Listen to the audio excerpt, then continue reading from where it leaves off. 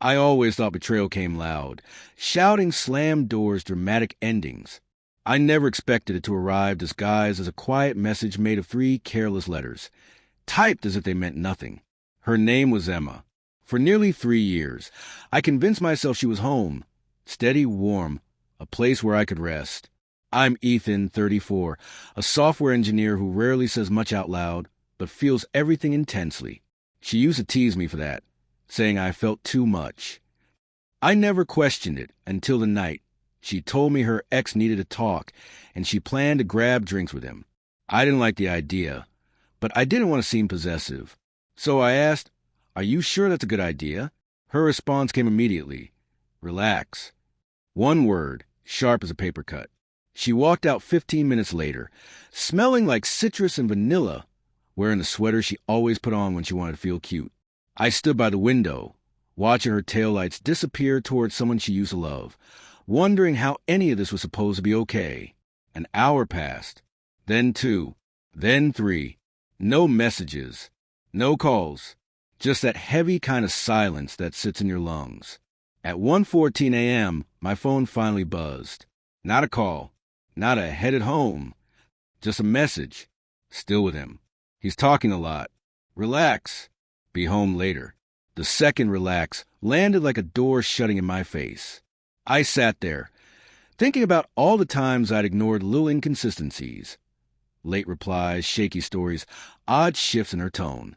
And without raising my voice or spilling a single emotion, I sent a message that changed everything. Take your time. Keys are on the counter. I won't be here when you get back. No arguments. No threats. Just a line drawn where I should have drawn a long time ago. I left the spare key beside the coffee maker, grabbed a small bag, and walked out of the apartment we'd once been excited to decorate together. I drove to my brother's place. He didn't ask for an explanation, just handed me a blanket and nodded. The call started around 2 a.m. First 1, then 3. Then she kept calling like she was trying to wear down my resolve. I didn't answer. I lay on the couch, watching her name light up my screen over and over. By morning, she'd left a dozen voicemails. I ignored them for hours before curiosity finally pulled me in. The first message was angry. The second, harsher. The third cracked just a little. By the 7th, she was furious. But it was the 10th that held the truth, a trembling voice I'd never heard from her before. "Ethan, please call me. Please." Still, I stayed silent. For once, the quiet felt like power instead of punishment. By the afternoon, the tone of her messages shifted from irritation to panic. Dozens of texts, missed calls, all wrapped in confusion and blame. Not one apology. Not even close. My brother walked in, holding my buzzing phone. "You talking to her?" "No." "Good." And it was good. Better than good. It was like I'd finally stopped holding my breath. That evening, she showed up at his door. Her knock wasn't desperate. It was annoyed, controlled, the kind she used when she felt owed something. My brother answered before I could. "He doesn't want to talk." She tried looking past him. "Ethan, can we just clear this up? I think you misunderstood." I stepped forward. "A misunderstanding?" Her expression softened instantly, switching into that gentle act she always used when she wanted to manipulate the situation. "Yes, you're upset, I get it. But you leaving, that was too far. You went out late with your ex and told me to relax twice," I said. She sighed, rolling her eyes like the whole thing was trivial.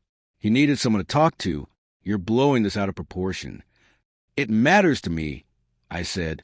"So your solution was to just leave?" For the first time, yeah, I chose myself. That froze her.